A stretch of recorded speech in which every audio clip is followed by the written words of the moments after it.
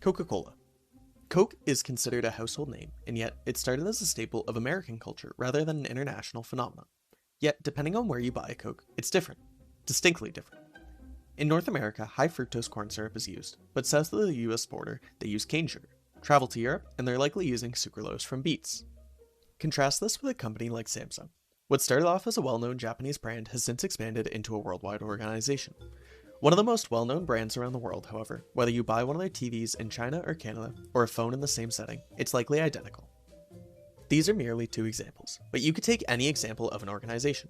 Religious institutions of any denomination, the government of the country you're in, humanitarian aid organizations, or even fictional street mafias or gangs. What if I told you they all have one thing in common? Their success is largely determined by their organizational structure matching their strategy, where strong structure and planning is rewarded and lack thereof is punished. Companies that can't adapt and reformat will fail, and those that do have the potential to become the Coca-Colas and Samsungs of the world. In this video, we're going to go over the following key ideas. The first is the different types of organizational structures and their benefits and drawbacks. The second is different formal tools that exist within an organization to make them function. And finally, we'll take a brief look at organizational culture and enacting change. Let's start by looking at the development of an organizational structure. Let's assume that you're an owner of a small business. As it expands, you decide you need some help as you're starting to not be able to manage the work. From here, you hire another person to work under you to help with things like ordering, processing, and finance. But now, they're also overworked. Once you get to this point, you have two options. You may either vertically differentiate and add a role beneath that employee, or you may horizontally differentiate, adding different areas as needed. Most companies will follow this structure until they have more than one product. Imagine you progressed from a business that only sold toys to selling video games as well. Most companies will use what's known as a product divisional structure, based upon each product line as they are fundamentally quite different. The additional benefit beyond just a logical split is that you're able to see the financial statement on a per business basis, or one for toys and one for video games. The key difference here is that products are split by product first and then by function. Now, before we look at the business going international, it's important to focus on two words that'll carry the discussion on how the business is currently and how it will further be broken up. These two words are centralization and decentralization. Put simply, centralization is just where the power to make decisions is held, and typically, centralization is that power being given to those at the top. Decentralization is the opposite. With centralization comes coordination, alignment with the organization's goals and visions, better control, and an easier way of enacting change. The biggest issue with this is that it's more than one person can handle. An overworked manager is more likely to make bad or uninformed decisions, and thus, you must decentralize or give away power. This often results in more flexibility, better response times, and decisions that better reflect information due to how close the manager is to the matter. As well, it can lead to more innovation due to the increase in freedom. However, the major drawback is that you can also have duplication of work. If you have 3 people computing the most optimal price, that means that there are 3 people doing 3 calculations that could all be done by one of the same platform.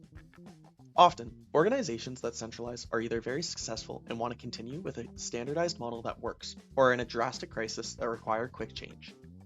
Decentralization, however, is typically suited for quick changing markets and sparking innovation within them.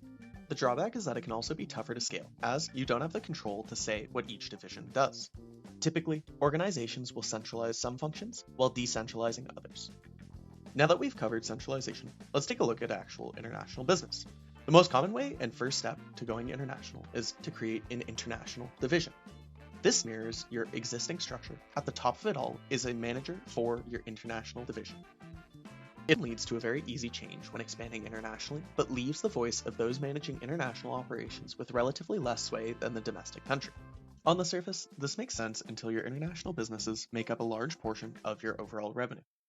Naturally, this requires change, and there's 2 options: a worldwide product division or a worldwide area division. Let's first look at a worldwide area division. Starting with our international division, we simply add a manager to the domestic region and split our international division into separate areas.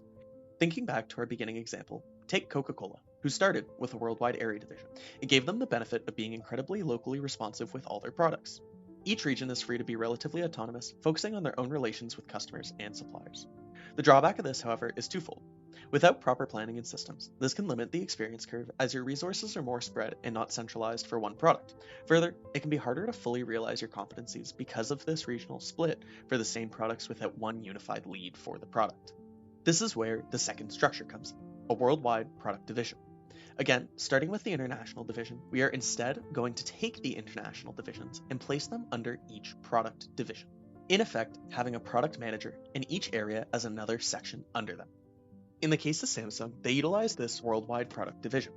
This allows each product to be relatively autonomous and value creation to be standardized across locations. The opposite side of the coin here is that the voice and sway of individual countries has a much more limited say in the creation of products. Within this example, Canada or even the USA would have much less sway in the overall product design for Samsung. This means that localization strategies would bias worldwide area structures, where international strategies or global standardization, where a product is relatively consistent, would benefit from a worldwide product structure. However, regardless of which one you pick, there are benefits and drawbacks, and so the question for managers became how to get the best of both worlds. And thus, both roads lead to a global matrix structure. Essentially, it takes each area as well as each product and makes a grid-like structure into having multiple managers for each. This is often used in mature organizations and is very difficult to execute effectively, but has a lot of advantages. It allows for both localization and standardization, giving product and location equal weight. So, what's the catch? If there is both a country manager and a product manager, that means you as an employee in Canada have two bosses. It leads to an incredibly bureaucratic process with multiple approvals, many meetings, and a lot of waiting. Beyond that is figuring out how to delegate accountability. Successes are often hard to pinpoint from a specific team, but the issue arises with poor performance. In this case, it leads to heavy conflict about who's to blame and power struggles between who should decide what happens next. Often, to avoid this bureaucracy, companies will have a more informal matrix. There are dedicated area or product leads. However, the other does not have a dedicated title and rather functions as an informal network of managers. This means the informal connections typically function stronger than formal ties. In summary, we see that organization structures directly tie to the strategies we saw in Chapter 13. For localization strategies, a decentralized worldwide area structure makes the most sense for lower-level decisions within specific countries. For an international strategy or global standardization strategy, a worldwide product structure with some centralization around core competencies makes most sense. Finally, a transnational strategy requires a mix of centralization and decentralization to take full advantage of an informal matrix structure to allow for full competition on price and local adaptation. As strategy continues to grow, so should your organization structure.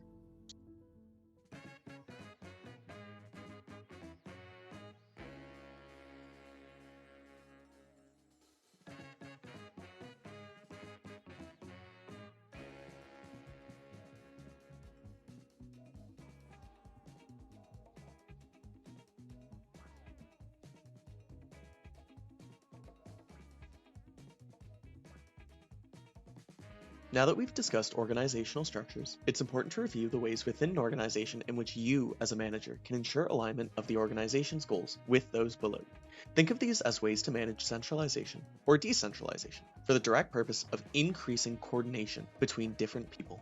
As your strategy becomes more complex, so too does your need for coordination. One of the tools used commonly without being thought about are integrating mechanisms. The most basic form of this is direct contact. Simply talking to another person within the organization to help you coordinate your actions with theirs or solve an issue that you're facing. This is often upgraded to a general liaison role, where rather than informal links, there will be a role liaison who can help coordinate between departments and have a formal person to communicate and be responsible for the interactions. Further is a simple team structure where you have a project manager that coordinates multiple aspects together. This is most common in product launches or in large-scale project work that spans multiple divisions. Finally, similar to what we alluded to before, is the matrix structure, where each individual role also acts as a liaison role. This is backed up and helped by an informal knowledge network. These are often on intranets or internal networks for the company and hold incredibly valuable knowledge if you can find it or know who to talk to. While these informal networks are most commonly formed by strong bonds between people, they also exist on platforms. By far the most common will be sites like SharePoint. However, companies also often have a company social network. People will post things from company events to success stories on projects to entire project walkthroughs on niche problems or tools that are used within the company. The Microsoft equivalent for this is Viva Engage and should absolutely be leveraged when available. For knowledge networks to function, collaboration and teamwork must be a basis of the organization's culture. Another set of tools used are controls. Controls are typically put in place to avoid what is called the problem of agency. Essentially, agency is the theory that what you want is not always what the people under you want. You must have proper controls set in place so that their needs align with your goals. For example, if you're a cashier at Walmart, you don't care about how many items you scan per hour, as you're paid by the hour. But your manager and the owner know that the store's efficiency and profitability are tied to it. To ensure that your motivation aligns with theirs, they will use a mix of personal, output, bureaucratic, and cultural controls. Personal controls are simply just direct supervision and contact with the people that you work with to ensure that they're doing their job. Output controls, also referred to as goals and objectives, can include anything from profit, productivity, growth, and a list of others. If the target is met, there's a clear reward, and if not, management steps in to adjust. The other more complex type of control is a bureaucratic control. These are typically standard procedures and rules that are expected to be followed. These can include actual standard operating procedures, policies, budgeting and capital spending processes, and more. These are negotiated by either the workers or the managers, as it has a very significant impact on the ways of working, especially when considering budgeting within certain amounts. Finally is cultural controls, or best put, tone at the top, and the source of this is from management and the people above them. Often, incentives are tied to output controls. According to an article by McKinsey, one should tie incentives directly to outcomes within one's control, encourage outperformance, and not simply just meeting a baseline number as a target. It's also mentioned that incentives matter as much at lower levels as they do at higher levels, as you can't create change without lower level buy-in. And they should include financial and non-financial metrics, but most importantly, pay them out quick. The important consideration is that depending on the country that you're working in, the incentives and incentive structure matter significantly. Something like piecework, which is completely acceptable in Canada, is illegal in Germany. Poorly set objectives can also lead to unintended consequences. The fraud triangle essentially states that fraud is likely to happen in an organization when there is pressure, opportunity, and rationalization. With incentives, there is pressure. Without proper controls, there is opportunity. And rationalization is typically tied directly to culture. Either other people do it, or you may feel justified and feel you've earned it. To close this section off, it's important to look at the concept of performance ambiguity, which simply put is when the cause of performance is hard to locate. This can make it harder to allocate incentives, but also identify where issues exist. As a summary, the more complexity there is in a strategy, the more important coordination is, the higher the cost of control, and the higher the amount of performance ambiguity that there is.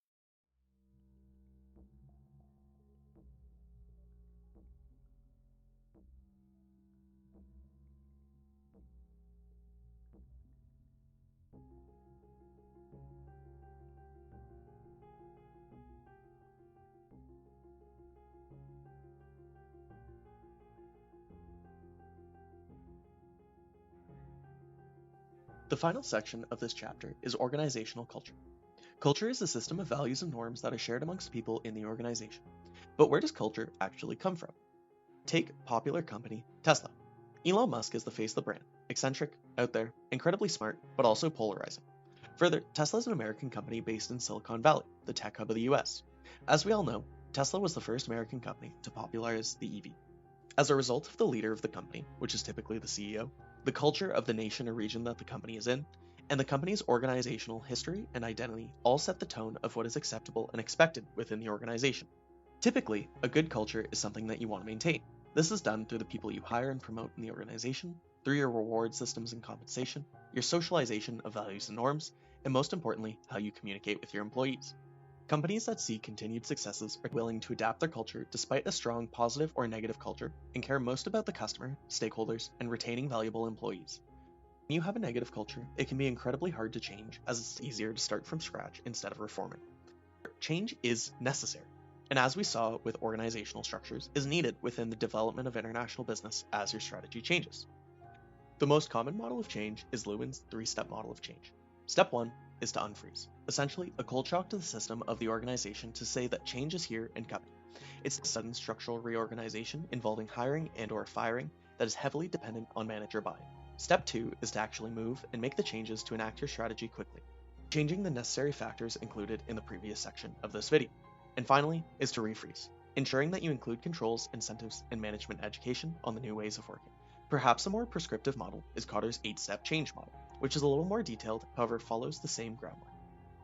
First, you need to create a sense of urgency with that cold shock. Building a coalition of managers that buy into the change and forming the strategic vision are your unfreezing. Then, you enlist your change makers, enable them to take action, and generate short-term wins for the organization and its change. Finally, you refreeze by sustaining the changes and making them institutionalized through controls and incentives.